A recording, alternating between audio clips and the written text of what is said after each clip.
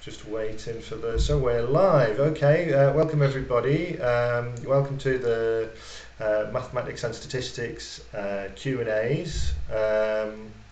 I think that I've just noticed that we went live while I was still adjusting the camera. So you probably saw a few moments ago that I was swinging around the room, but never mind. That's the reality of live streaming. So welcome. My name is Paul Levy. I'm the head of undergraduate admissions in maths and stats. I've got three guests with me today, and we're going to have a bit of a discussion first of all, just while you get settled into your seats, and then maybe answer any questions and answers that you've got. So I'm going to go clockwise round the screen as I can see it. So can you introduce yourselves first, Abby? Yeah, my name's Abby. I am on the BSc Mathematics with Statistics course, and I've just finished my second year. Thank you. James? I'm James. I'm a member of staff in Maths and Stats at Lancaster. A very long time ago I did my doctorate at Lancaster, and essentially I've never left. Thank you. And Keris? Hi, I'm Keris. I just finished my first year at Lancaster doing a B-Sime answering your questions. Okay, thank you. I had a bit of slight stream problems there, so I don't know if that was visible to everybody else, but I think we heard, Keris, you're a first year student, and you just finished your first year of study. The first year, well, we had a couple of questions. Just before we get started into answering people's questions that they post on the forum. Apologies if there's any technical issues, but the first year, let me just pause because I'm getting some interference on the image. So yeah, that's better. Okay, so the first year we had a couple of questions about minor modules. So do you want to say what minor you did? I think you talked about this 2 weeks ago, but you might as well explain now. Yep. Yeah, so I decided to do a minor in psychology, which is very different from most other maths students. Basically, I wanted to challenge myself. I decided to take a more written subject, which involved a lot more essays than maths did, and it was basically just entirely different side of the university. Personally, I'd recommend doing something a little bit different from maths because it was such a great way to meet lots of different people.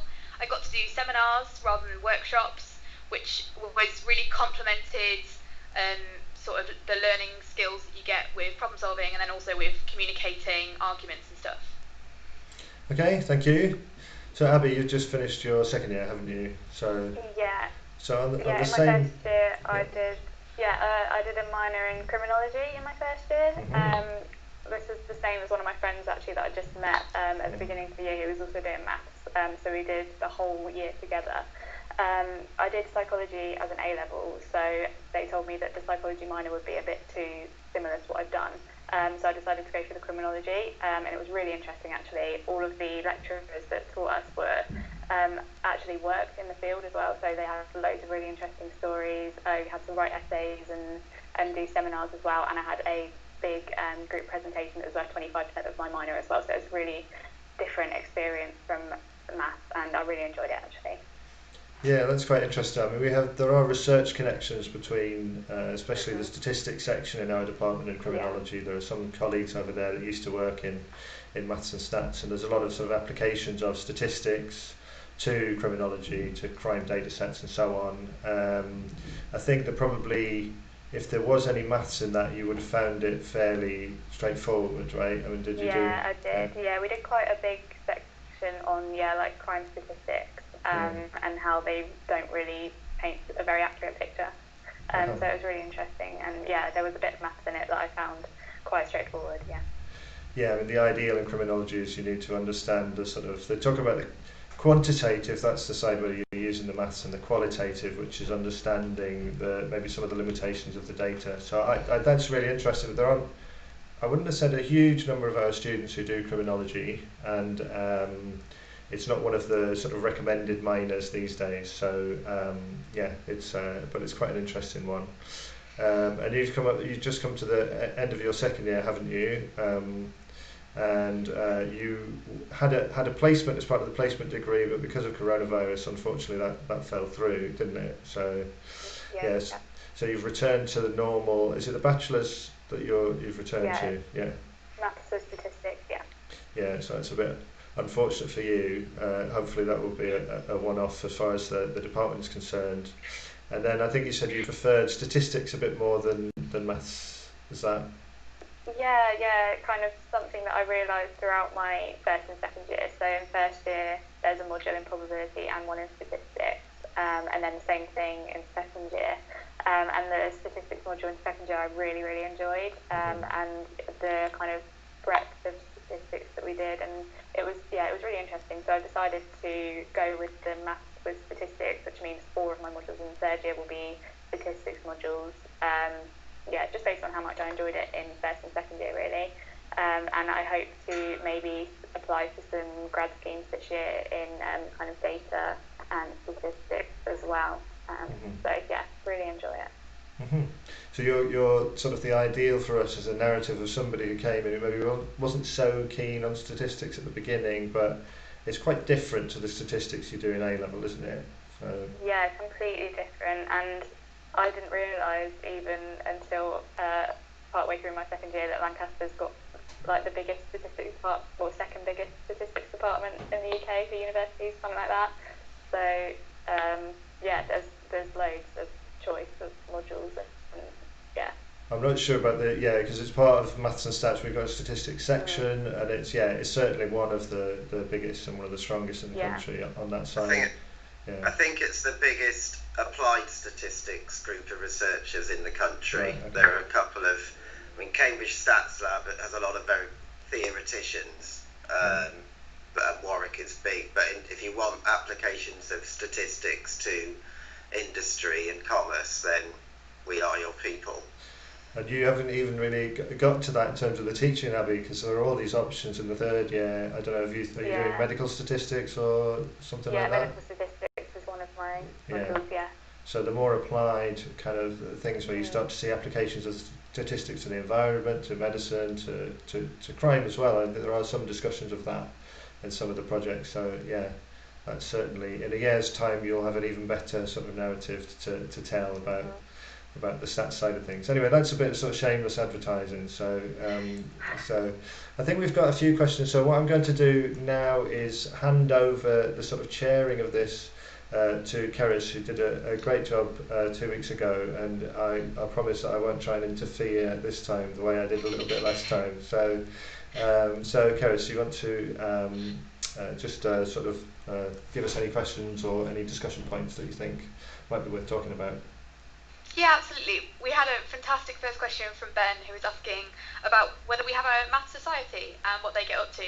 And I thought this was a brilliant place to start, considering that the Maths Society is recently hugely rebranded and changed sort of the way they think about things, and both to sort of get a departmental aspect from it, and then to talk about how you engage with them over the course of your 2 years, Abby.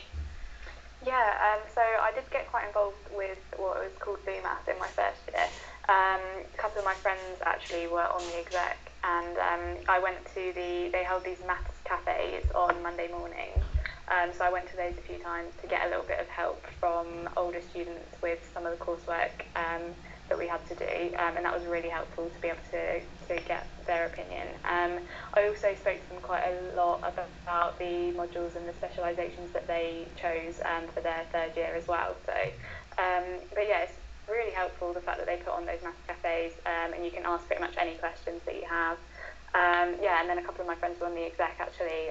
One of them did the social media for a bit, and I was friends with the person who became president as well. So yeah, it's a really good way to get more involved with kind of maths, and and I did help out first year a little bit in my second year too, for a few months at the beginning of the year. And how about from a departmental perspective? What do you guys think about the work that they do and how they sort of communicate with you guys?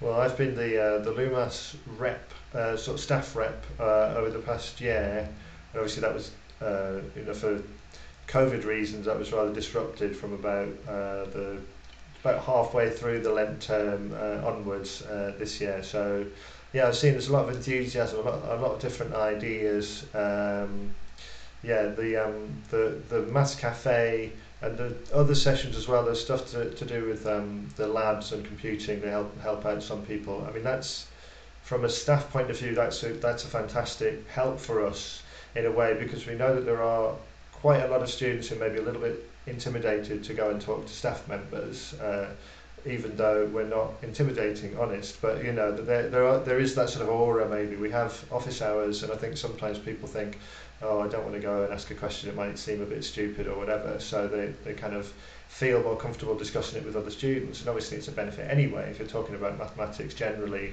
Listening to somebody explain, all those are quite useful kind of activities. So yeah, it's really good. There also were a number of sort of revision sessions, I think, that they were laying on for part one for these end of module tests, and that's also something. It's quite a tight timetable for us, so it's also very helpful when the Maths Society comes along and puts something like that on. Yeah, it's all really good, and a sort of buzz of activity. And we just had an end of year. I'm not sure if either of you was at that on yesterday. The end of year, or was it on Thursday? I lose track of time. The end of year sort of party where we would usually take a photograph on the steps outside of the statistics department for the leavers, and so there was an online activity, and the society will run in a sort of a treasure hunt, but an online treasure hunt with sort of codes and so on that you had to work out where something was. It's all good fun. Yeah, I can see there's a lot of a big core of people involved in it. Yeah. Yeah, and for people who might not know what LUMAS is, LUMAS stands for the Lancaster University Maths and Statistics Society. They recently changed the name to just MathSoc, which is a little bit easier to remember. Yeah. And they really run lots of events throughout the year. In Freshers Week, they did a couple of different things so you could meet people on your course, which was really invaluable considering how big the cohort can be. And yeah, like Abby was saying, Maths Cafe to look at courseworks, and then as part of first year, they did sort of evening sessions the day before all of our end of module tests, and those were so helpful to be with other people in your year and to be with second years who could help you out with the bits that you really didn't understand. We've just had a question about optional modules and whether you have any in the first year, and how does first year count towards your final grade? So I'm sure that Paul or James, you could talk about that. So the first year we have what is a very Lancaster, we might call one of things that makes Lancaster different, and this is the minor course that we were talking about, those who came in at the start of the conversation. So everyone in principle does 1/3 of their first year in something that isn't straight maths and stats. And as I said, that's the thing we've done since we were founded 60 years ago. Do not fear if you think, I just want to do maths. What's all this minor stuff? Because in effect, if you pick physics or management science, which is kind of decision maths, as your minor, then you can basically spend all your time doing maths, because physics minor is basically mechanics and management science minor is basically decision maths. But as we were hearing earlier, lots of our students pick something really radically different. We had criminology, psychology, and you get creative writing. Philosophy is quite popular because we do a joint degree with that. So that's the first year, and none of that counts. None of the first year counts towards your final degree classification, but you do have to pass it. Then the second year, if you're doing straight maths or maths with stats, we actually have 8 compulsory modules. So we don't give you a choice, and I think that the reason for that is that our degrees are accredited. So we have the Institute of Maths and its applications, and we have the Royal Statistical Society. They have the stamp. We have the stamp of approval from them to say we approve of these degrees. And one of the things they specify is there are really certain things that you really ought to know if you're coming out with a maths degree or a maths with stats degree. And we put a lot of that in the second year in our compulsory modules, and that enables us to say the third year and the fourth year, if you do it, you have a completely free choice. Essentially, there are no compulsory modules in years 3 and 4, and you can go If you have caught the stats bug, you can basically spend all your time doing statistics in your final year or 2 years. Or, and we should stress this, if you're not convinced that you'll grow to love stats, you can just do pure maths. You can do algebra and analysis throughout your 3rd and 4th year if that's what you want. So the philosophy is that we have quite a lot of prescriptive stuff early on, so you have total choice later on. Yeah. Brilliant.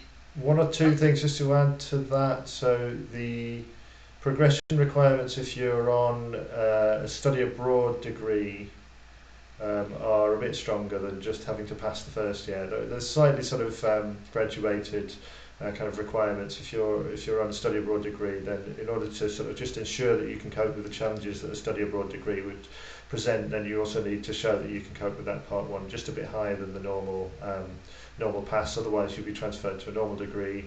There are 8 modules in statistics or probability, including financial maths. So yeah, just to be 100% clear, there's a sort of that kind of border between probability and statistics and pure maths and applications. That, all of that you can cover in 8 modules. So yeah. But yeah, I mean, things like probability theory, for example, that's a good example. Many of us would say that pure probability theory is pure maths, really, because it's not based on real data. But and there are some very theoretical probability and stats modules which kind of cross that kind of boundary between the pure and the applied, if you like. Cool. Yeah, that's very comprehensive. I feel like I've learned a lot about the stats modules available in 3rd year now. We had a brilliant question, which I think I said is the ideal question to get at an event like this, which is, why should you choose maths at Lancaster? And I think absolutely Abby and I could talk about that as students, but I was wondering if you, Paul and James, had a really quick summary of why you think Lancaster is the best place to do maths. I think it's better to say what makes us distinctive, and then ultimately it is your choice. But we can reel off the stats. We can reel off the statistics if you like. As we were saying earlier, we have a big group of students. We are actually one of the largest groups of undergraduate mathematicians in the country. Generally there'll be more than 200 in each year, and that does foster quite a big sense of community. We do, as we were hopefully trying to say earlier, we do try and encourage choice as we get on to 3rd and 4th year, and fewer kind of compulsory modules in the 3rd and 4th year. We're a campus university, and I think the students might have a better take on what it's like to live on campus. I mean, I lived on campus a very, very long time ago, but it's not quite 100% changed, but let's say that a lot of the buildings that were around when I was a student here literally don't exist anymore. And I think that sort of atmosphere of being in effectively a little village outside a small city is very different to, say, being in the centre of Manchester or Leeds, and it is very much what sort of lifestyle do you want.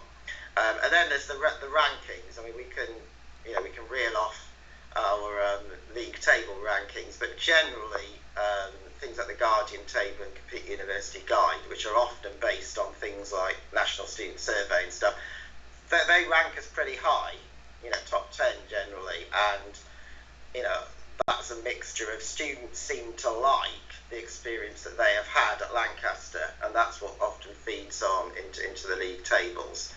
And we do have, as I was saying earlier, one of the biggest, we have, I think, the biggest applied stats section in the country, but actually we are also, we are very well regarded in pure mathematics. We have academics who get published in the best journals, and certainly if you are thinking of some of those 3rd and 4th year modules, we can say without stretching things that you are being taught by some of the leaders in their field.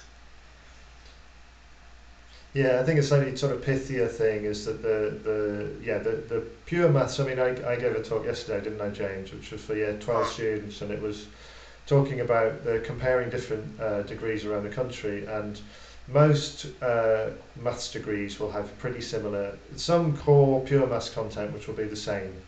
They'll cover the same things, So we could talk about the pure maths content, but there isn't going to be that much that we say that's very different to other universities. Now on the statistics side, we are a bit more not completely distinctive in that there are other universities that have quite advanced and quite a lot of statistics available, but it's certainly we're kind of one of the kind of leading players on that stats side.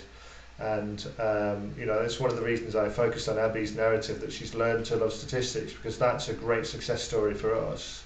And stats, sort of thinking about the career side of things, which is, I have to say, is not something I thought about a huge amount when I was 18. I was sort of buried in the books side of things, but maybe things have changed a little bit and you do need to think about the career side of things these days. Statistics is definitely a good thing in terms of careers. If you look at the maths careers that there are for all maths graduates across the country, there's finance and so on, quite a lot of them involve a lot of statistics, and it opens up options that I think that it's certainly worthwhile to have those options when you're studying, that then open up possible career options subsequently, whether it's applying statistics in government, applying to the environment, whether it's doing something like marketing. We have somebody, a former a graduate who's gone to work for British Nuclear Fuels, for example. I mean, the statistics is applied in all kinds of areas that might not be obvious to members of the public. So I think that's something that's quite strong. Anyway, that wasn't a one-line answer. We wanted a one-line answer, but we did our best. So yeah.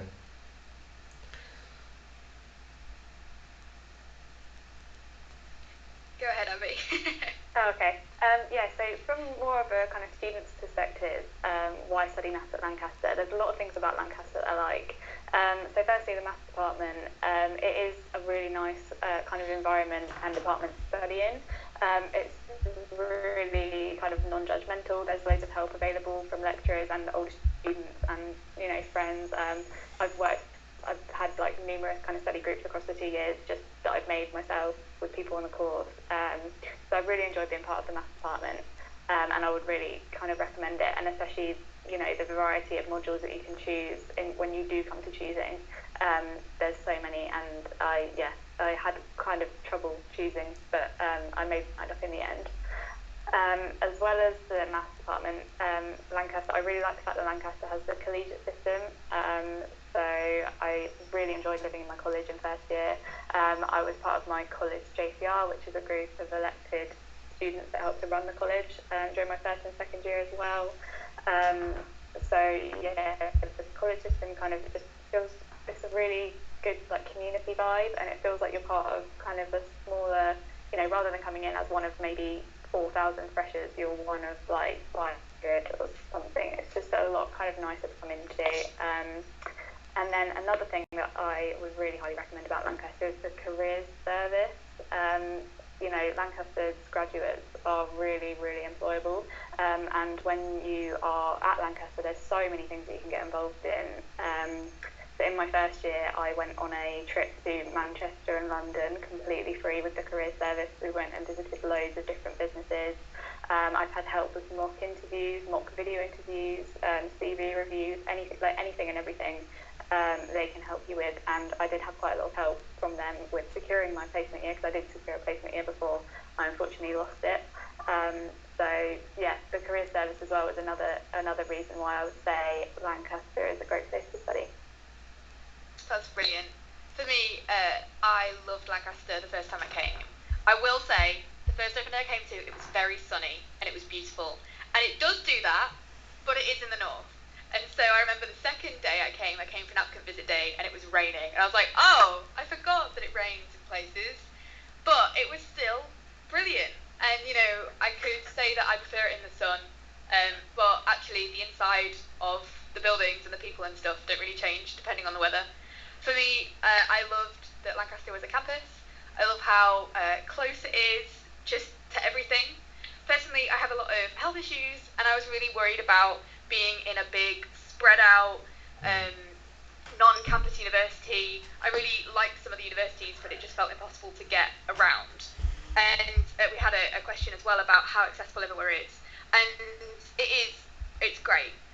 The spine itself does have staircases on it, but every staircase has a lift, and just as a whole, they've worked really hard, like James said, to update all the buildings and to update the spine. There's always something that's being built or improved. And yeah, just the department was really friendly when I came. I actually remember talking to James and Paul when I came for my first open day, and they just answered all my questions, which was a lot easier in person, I'm sure. But I'm really glad that they're still making the effort to answer them even in this weird pandemic. And again, like Abby said, colleges make everything a lot easier. I was quite a shy person when I first came to Lancaster, and the idea of arriving as part of thousands of new students was really scary. But actually knowing that I was going to be, in a flat of 8, in a building of 30, and then in a college of however many, 500, 600, actually made it so much easier to sort of get to know people. And with all the college sports teams and different college activities, there was so many opportunities to get to know people. And it's just like the university really cares about you as a person as well as you as just a student and your grades. So absolutely, I love Lancaster. You should come here.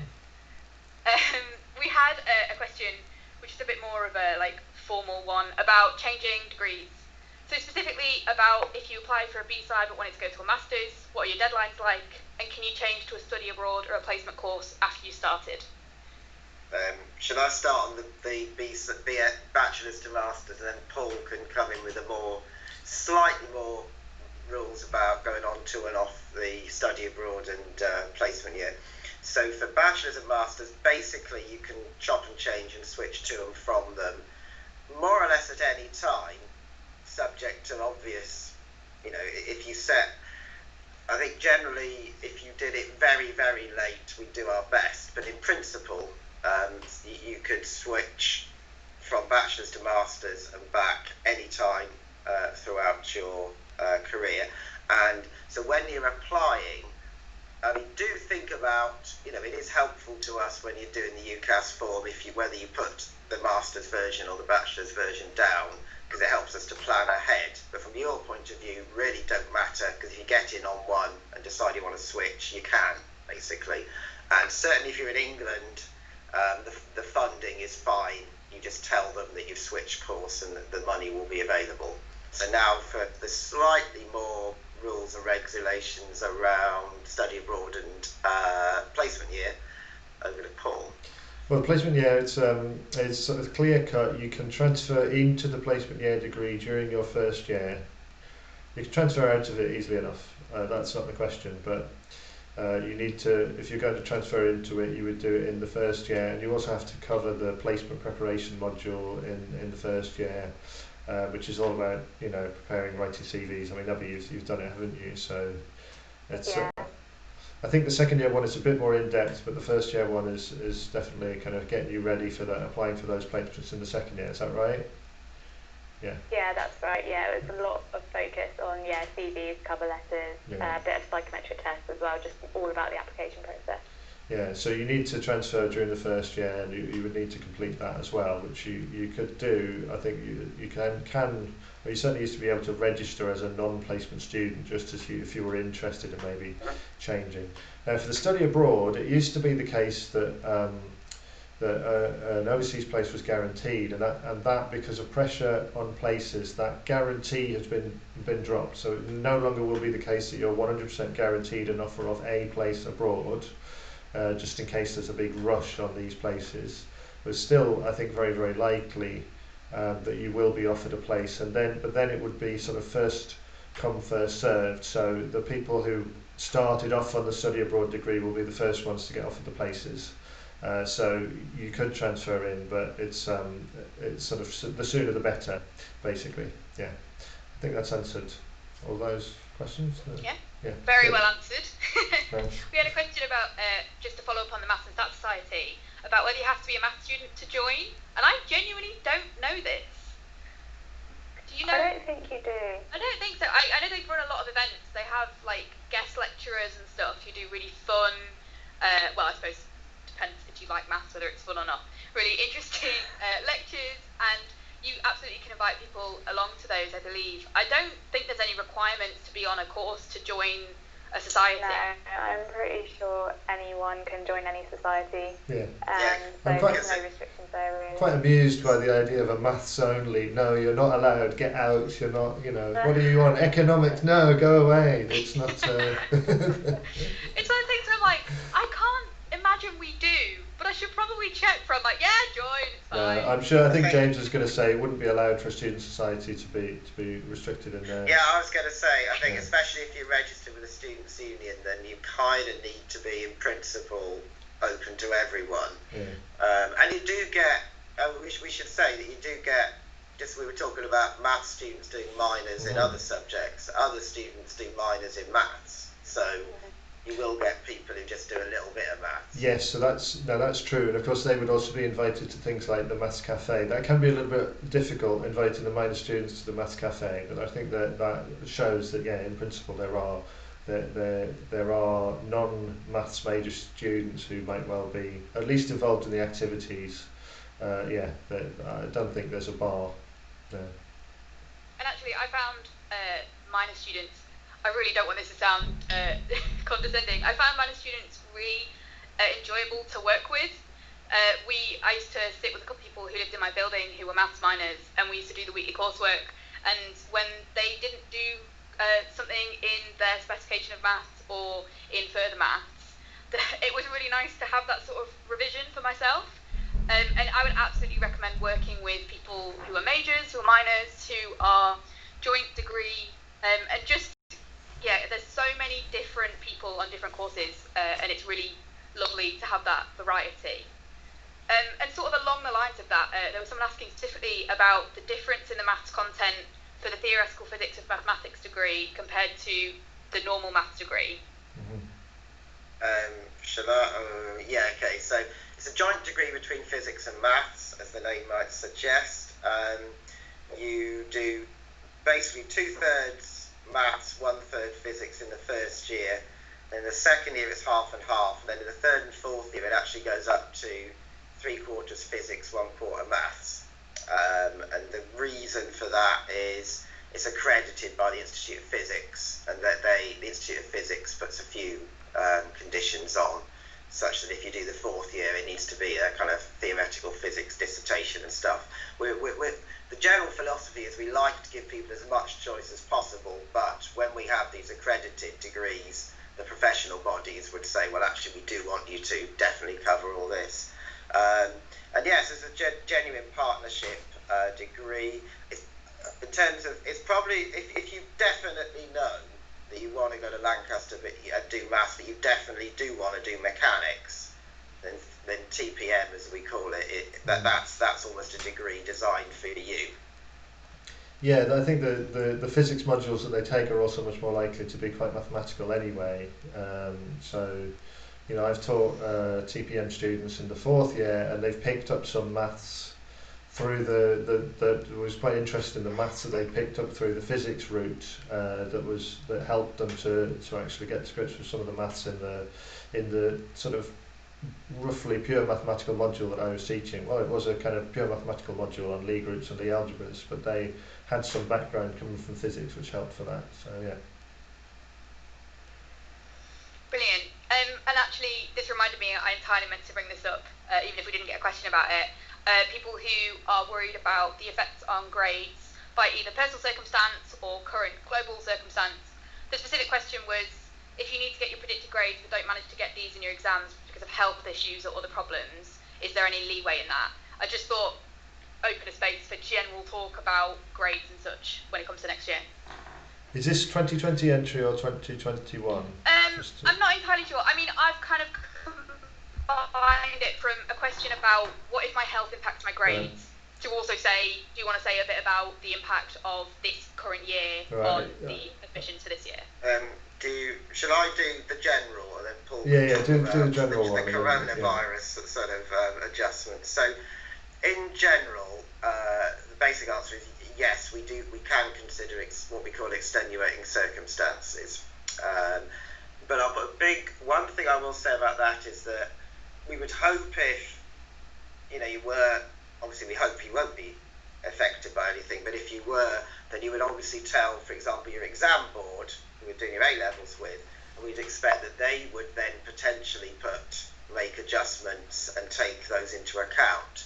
So we do generally, if we're looking at a final grade in August, for example, from the usual exam boards, we will normally assume, because they're professionals and so on, that they've taken on board any declarations that you have made. So, but that doesn't mean that we would not consider, and we sometimes do, particular submissions, say if they were supported by either your school or a doctor. But I do want to say that by and large we would trust AQA, EdExcel, OCR to take these things on board so that the grades that we get are, are reliable, because we have to trust them basically. And predicted grades are a very big minefield, but we know that predicted grades are not infallible. I think that's the best way to put it. We take that on board when we make decisions.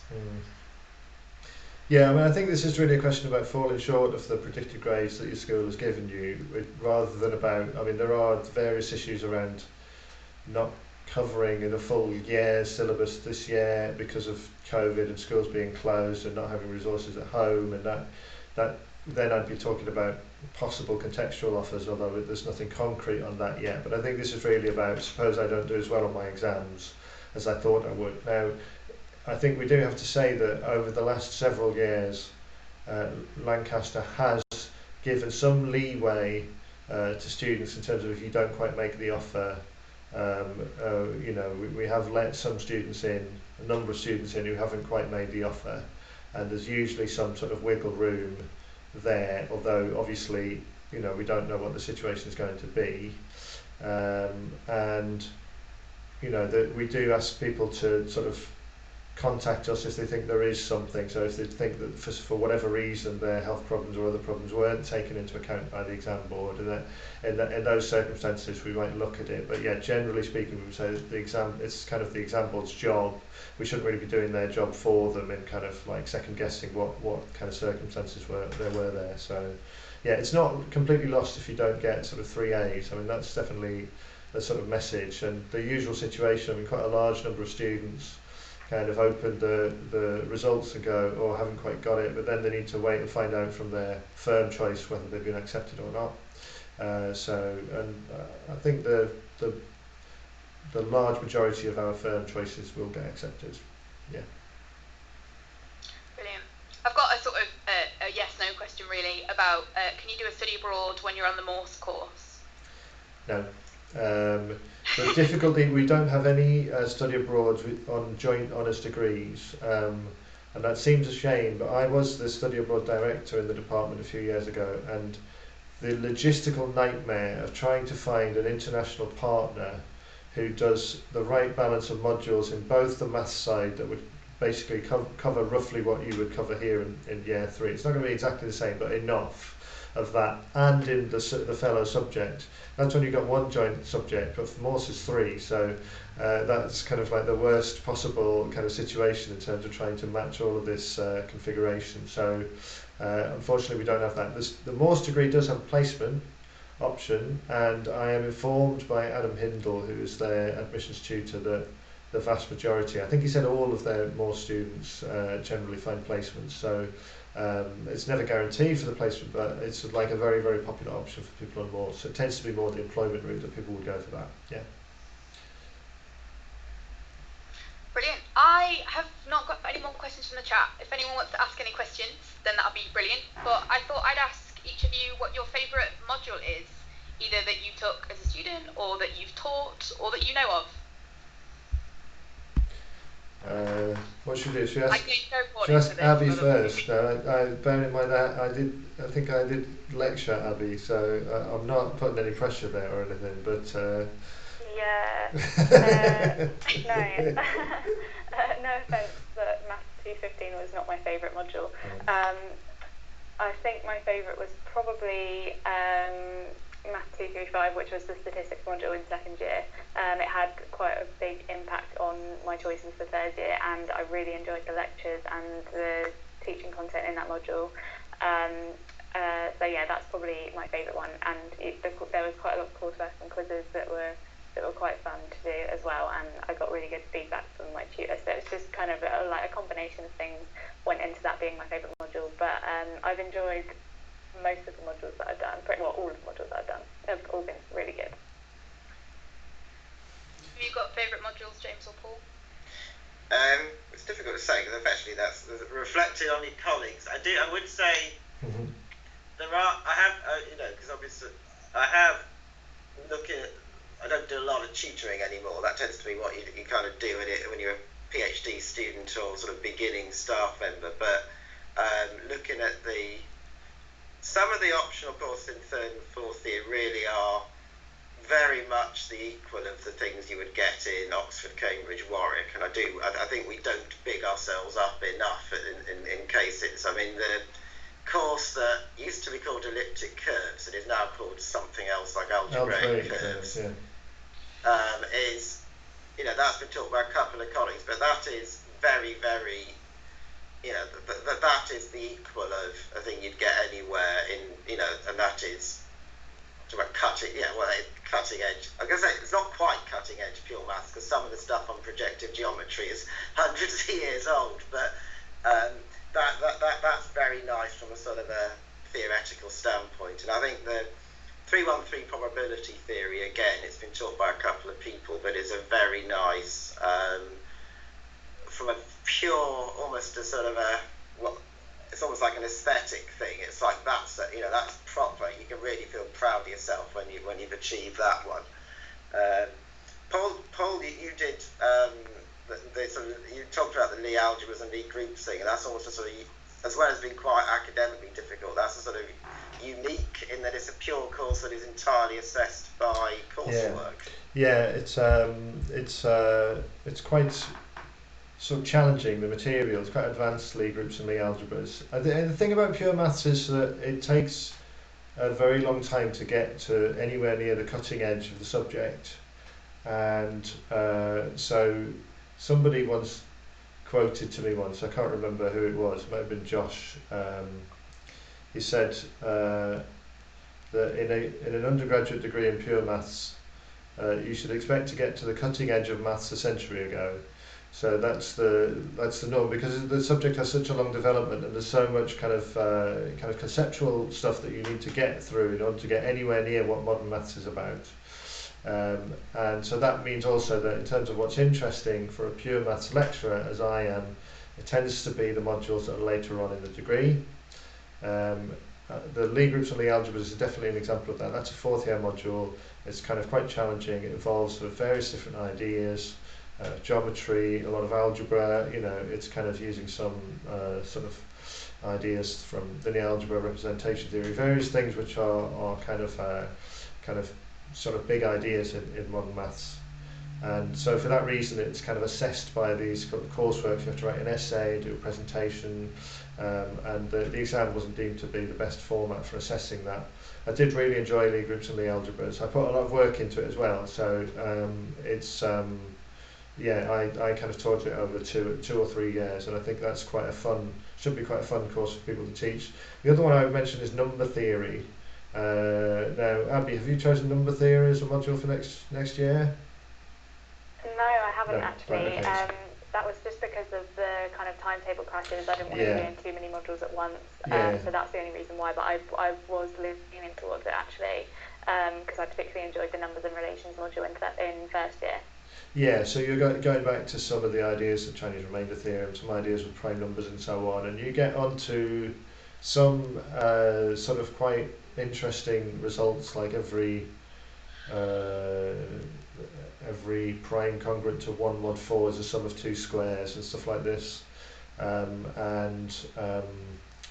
You also do a little bit of cryptography, although you could spend a whole term doing just cryptography, but you get a bit of a taste for how this stuff about numbers is useful in encryption and so on. So that's another example of something I found quite interesting to teach. Yeah, I think the module that Abby mentioned, the numbers and relations module, is the first module that you do in first year. Currently you do it in the first section of the first term in the 110 stream, and I really enjoyed it as well. I think it's really engaging, and it's such a great introduction to a different way of thinking about maths. I was actually going to say that I really enjoyed 112, which is the module after that, which is about discrete maths. And essentially, David, who taught it, called it the grammar of, the grammar of maths. And full openness, I wasn't very good at it at all. I think it's my worst module, average. But I really enjoyed it. I think it was such a learning curve, getting to really appreciate how to write proofs and how actually you can write a proof different ways as long as it makes sense. And David Paxello, who teaches it, is also my academic tutor, and I think he's brilliant. And yeah, just overall, I think the 110 stream, which is half of your first year, is such a great introduction to maths that isn't A-level maths at all. It's very out there. It just is, it's very university maths, I think. I don't know how I describe it. I'm sure you guys have got good words for it. But it's sort of proofs and constructing arguments and stuff like that. It's very interesting. Yeah, I really enjoyed that as well. That's funny because David's my academic tutor as well, actually. But yeah, it's the first time you kind of get to appreciate how, everything works, everything that you've just come to take for granted throughout your entire career of learning maths, and how that all actually came to be. So yeah, I really enjoyed that as well. We had a question about what options are there for study abroad. I don't know if either of you know. So what you broke up a little bit. What options are there? What options are there for study abroad? Well, currently, currently, where I think. I think so. So what options in terms of places to go? I'm assuming that As means. in where to go, yeah. Yeah. So currently the options are all in the US, Canada, Australia, or New Zealand. I think there's one in New Zealand now. The allocation to departments changes every year, so there's no guarantee that any one of these will be available in any year. And of course, you might get one place somewhere. Maybe everybody wants to go to Vancouver or something, so none of this is kind of guaranteed. But those options are the US, Canada is it's quite popular. People seem to like Canada. Australia and New Zealand, and they are popular, but of course the tricky thing with Australia and New Zealand is you're going over there to begin semester 2 because their seasons are the other way around from ours, so you would be beginning halfway through their academic year, and you would then stay there over their summer holidays and then do semester 1 and then come back again. And the timing's a little bit tricky, but I think people judge Australia and New Zealand as being interesting enough that that it would compensate for any difficulties you have with the different academic calendar. The US used to be more popular than it is now, and we do still get there's a couple of students who go to maybe places like Texas and so on, but Canada definitely has become quite sort of fashionable for people from the department. We don't have anybody who doesn't, anywhere where English is not the local native language, and we tried having somewhere in France, but I think that maths students aren't likely enough to speak French for that to be viable, so we dropped it. So it's just English speaking. Yeah. Anything to add, James? No, one thing I'd say about Australia is that they are semesterised because they know that they're in a international market. So in a sense, doing semester 2 then semester 1 is less of a issue you might imagine. And of course, our summer holiday is their winter holiday. It's still kind of quite hot, I believe. Yes, so probably hotter there than it is here today. So yeah. We had a great question again about resources for A-level students to introduce themselves to degree-level maths. I wondered, am I allowed to recommend books on here? I don't know. Yes. Sure. Yeah. It's your academic freedom to say whatever you like. No. It's a book by Laura Alcock, who is a lecturer in Loughborough called... Oh, I'm going to forget what it's called. Is it How to Study for a Maths Degree? Yes. And it's a brilliant book. I learnt about it when I went to a Loughborough Open Day and went to a talk by Laura herself, and it is a fantastic book. It covers basically everything that I can think of about learning, and then it got re-recommended to me again by my academic tutor when I was struggling to get to grips with some of the content. So not only is it helpful pre-uni, but also during uni. Has anyone else got any recommendations for pre-uni resources? Well, the big rival of Lara's book is Kevin Houston's How to Think Like a Mathematician, which is basically a similar thing. So it's kind of more about how do mathematicians think and the sorts of problems that you wouldn't necessarily have covered at A-level. A lot of A-level is basically how do you do this? Here's a big integral, how do I solve it? And you discover that pure maths is a bit more open-ended. You might not even know the way into a problem first, so it's exploring those ideas. So yeah, Kevin Houston and Lara Alcock are both very good at that sort of thing. I mean, as we said, I also read Lara's book, How to Study Grammar, which I thought was really good. And she also has another one, which is called How to Think About Analysis. And analysis is quite a big mathematical topic once you get to university, and I personally found it quite challenging. So that book was really handy to me coming into kind of the second term of first year. The style she writes in is really kind of easy to read and understand, and she uses loads of examples in both of the books. So I would recommend, How to Study for a Maths Degree and How to Think About Analysis as well. Another, if you get it, might as well. There's a load of good books written by Robert Byrne, R.P. Byrne, as in I am hot and I have been burned, R.P. Byrne. He writes, they're kind of first year maths textbooks, but they're accessible, but the way he writes is interesting in that every single page is just a set of problems. So his introduction, he's got one on groups, one on number theory, one on analysis, but there's here's a chunk of text to learn and then we'll ask you some problems. Right from page one, it's here's a problem, and that's all you do.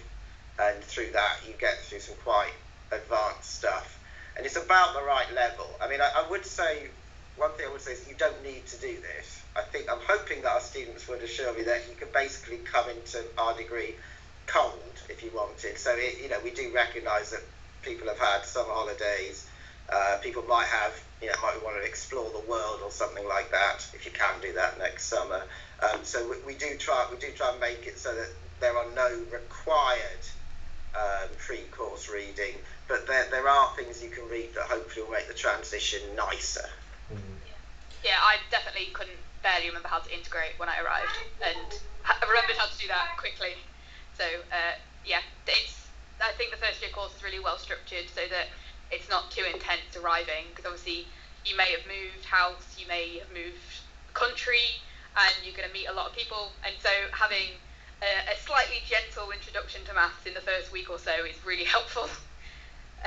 We had a question about personal statements, and I know that you guys said a lot about this 2 weeks ago, and they were asking to leave a tips what to put in your personal statement, but I know that you guys had a lot to say about how you judge applications and such. Do be honest, do be open, do try and show your enthusiasm. Don't worry too much about. I think first thing, I'd say two quick things. One is that the most important stuff is, we're numbers people. We look at your academic record, we look at your predictions, and we actually look at the reference. So you get either your teacher or your head of sixth form will generally write a reference. Those are all by and large more important than the personal statement. The personal statement is useful. We will look at it. Is this person enthusiastic about maths? Great. It is very helpful if there's something that might make you a bit different. So let's say, if one of your GCSE grades looks really bad, but actually that's because you had your school failed an Ofsted, or the head of maths left, or there was something that disrupted your education. The personal statement is a place to kind of don't overdo it, but to mention things that we might want to take into account when we're looking at your stats. So do put stuff down that you think we ought to take into account, but otherwise, a sort of a general spend 10 minutes writing about how much you like maths is going to be enough for us. Yeah, don't worry too much about it, but it's not, but mention any details that we might need to know, like any extenuating circumstances and so on, that that you think might have affected some previous results, so GCSE results or something like that. So yeah. I wish I'd had this live stream when I was writing my first statement. Yeah. I was so stressed about it. And then when we started doing these, I was like, oh, okay, that's good. I think you have to, I mean, I don't want to over demystify it, because actually writing a personal statement can be quite a good exercise in, I mean, it's the sort of thing that in a few years' time when you're doing a CV, thinking of how to sell yourself is a very, very important skill.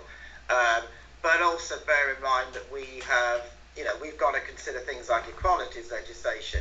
If you say, well, I was in the first 11 for my school and, you know, scored the winning goal in some cup. Well, if someone else comes in who's got a disability, that means they couldn't be in that position. We have to take them all into account. So there are, in general, we are looking at your maths abilities and your enthusiasm for the subject. It's very interesting to hear about your life, though, and, you know, do use it as an opportunity to try and sell yourself. But really, it is kind of all about the maths. Yeah. Also to work. Again, very cool.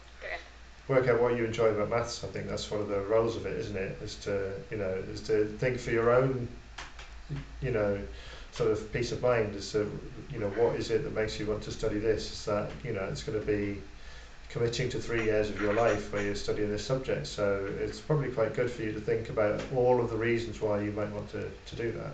Yeah. Yeah. Again, I've run out of questions. Okay. I'm aware it's 5 to 3. I can come up with another question to make you think, or we can wrap up and talk about resources online for the university and stuff. Should we aim to wrap up at 3? Around hours, good, isn't it? Yeah. Absolutely. What about timetable? We haven't talked about contact hours and stuff across the course. I know that came up a fair bit 2 weeks ago. Just what sort of contact hours there are through the year, what the split is for exams and courseworks and stuff. Okay, so in the first year, next year is obviously going to be different because you know, social distancing and so on. I think we intend for the subsequent academic year to be back to normal, so our normal teaching pattern. So our normal teaching pattern is that in the first year in maths you would have 8 hours of lectures and 2 hours of workshops a week, and in some weeks you would have these problem solving classes. And the workshops and the problem solving classes are small group classes, but they have slightly different roles in the curriculum. And the lectures are obviously large, so they would be 200 to 300 students in the lecture theatre, and that's obviously getting you used to the kind of the norm for how you will study at university. You have a degree of independence which you probably don't so much have at school. Subsequent years are fairly similar. The number of lectures might come down slightly. In the third year it obviously varies because you choose options, and you might have different numbers of options at different times of the year, but roughly speaking that's kind of about the pattern. And you would think that your self-study time should be maybe roughly equal to the amount of timetable study time, something like that.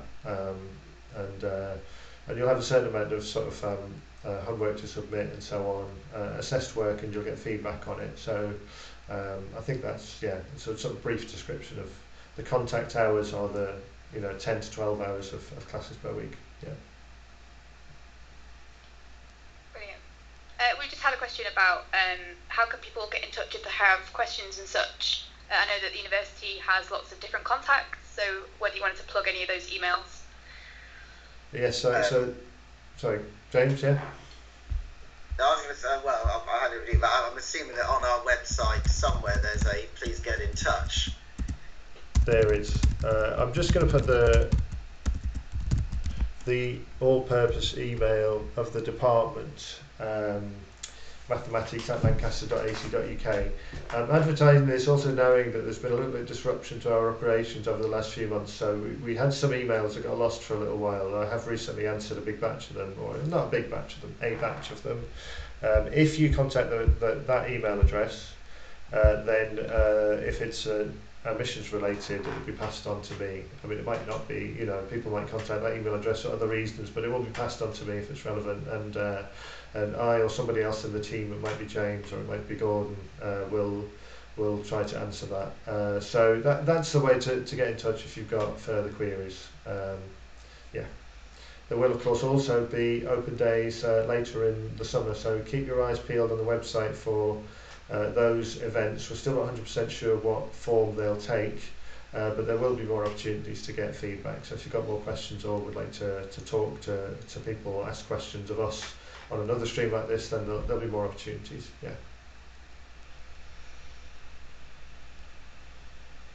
Brilliant. I don't think I have any questions particularly. I guess the person was specifically asking, I don't know how to, yes, anyway, the person was asking specifically if they could ask me questions. I mentioned further up when she was talking about accessibility and stuff. I see. Sorry, dealt okay, with this, yeah.